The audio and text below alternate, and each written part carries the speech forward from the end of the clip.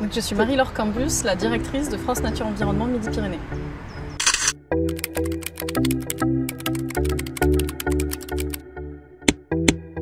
FNE Midi-Pyrénées est la fédération régionale des associations de protection de la nature et de l'environnement.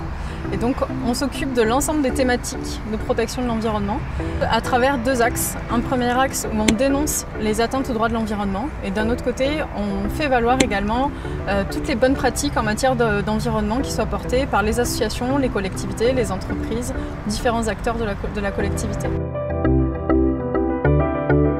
Le prix Pulitzer de l'environnement, c'est une initiative qui a été portée par France Nature Environnement Midi-Pyrénées. L'objectif en fait est de dénoncer les établissements publics et privés qui commettent des pollutions, des infractions aux droits de l'environnement de manière très forte sur la région Midi-Pyrénées. Bonjour, je suis Hervé Ourcade, je suis juriste à FNE Midi-Pyrénées.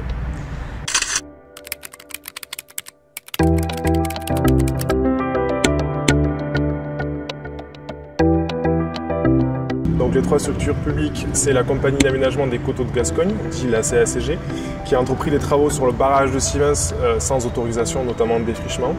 Il y a la préfecture des Hautes-Pyrénées, qui chasse illégalement le Grand Tétras depuis 6 années maintenant.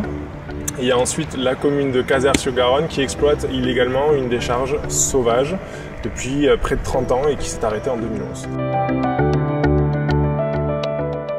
Alors chez les entreprises privées, les nominés sont la société Sur NTP pour avoir enfoui illégalement des déchets amiantés pendant plusieurs années, notamment dans des lacs.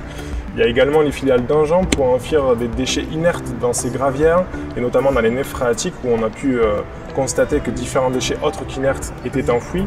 Et ensuite, il y a la société Unibail-Rodamco qui, à travers son projet de centre commercial Val-Tolosa, a commencé des travaux sans autorisation de destruction d'espèces protégées.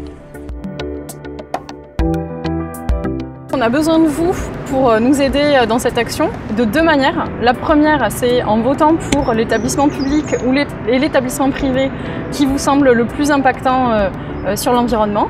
Et donc nous, derrière, on le fera connaître dans les médias et l'idée, c'est qu'on arrive à avoir une bonne caisse de résonance. Et la seconde manière, c'est de nous aider de manière financière puisque ce projet est totalement réalisé sur fonds propres.